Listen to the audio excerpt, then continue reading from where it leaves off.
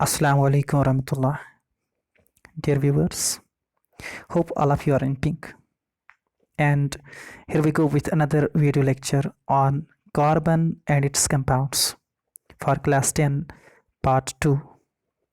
Before watching this video, make sure you have watched part 1 of this lecture series on carbon and its compounds. So in this video, inshallah, we will try to get the answer of a very important question and an interesting question. Why carbon forms huge number of compounds? Why is carbon so versatile in nature? In the previous lecture, you came to know carbon forms a large number of compounds, right? You know that out of 118 elements known, carbon alone contributes to 90% of the compounds. Carbon alone forms less or more 12 million compounds. And all other 117 elements together combine to form only 10% of the world's compounds. The question then remains, why carbon forms this large number of compounds? There are multiple reasons for the same. The versatile nature of carbon. Why carbon forms this large number of compounds is because carbon is a tetravalent element. It has 4 valence electrons. I will explain it in a while. The another important reason is formation of covalent bonds and covalent compounds. One of the unique reasons for large number of compound formation by carbon is catenation. This is the self-linking property of carbon atoms. Carbon also forms multiple bonds between the atoms. This is one of the reasons we're having larger number of carbonate compounds. And another important reason is isomerism. These are the reasons why carbon forms large number of compounds, the 90% of the world's total compounds. Let's try to understand these reasons in a little detail.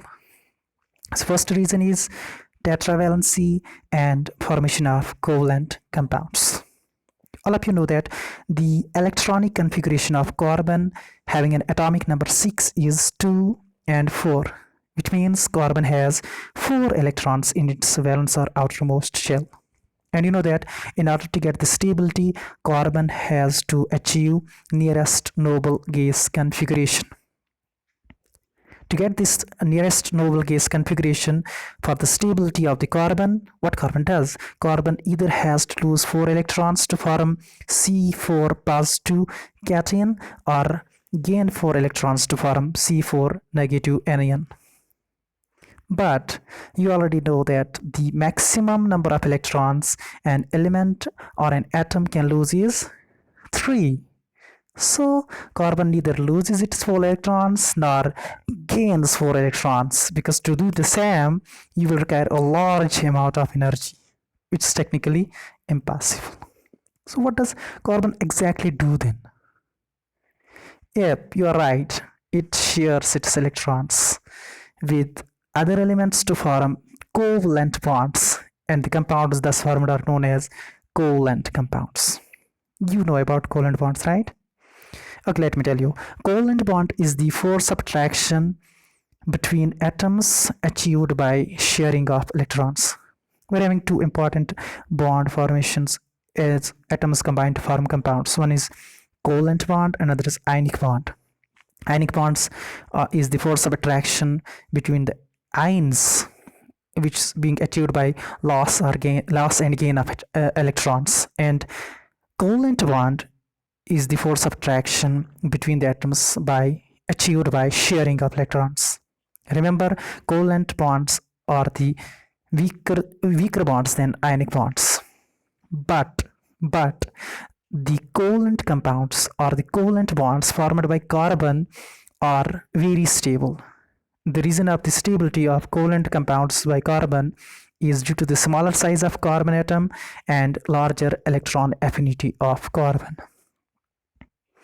This tetravalency and formation of covalent bonds and covalent compounds by carbon is one of the reasons we are having a large number of organic compounds.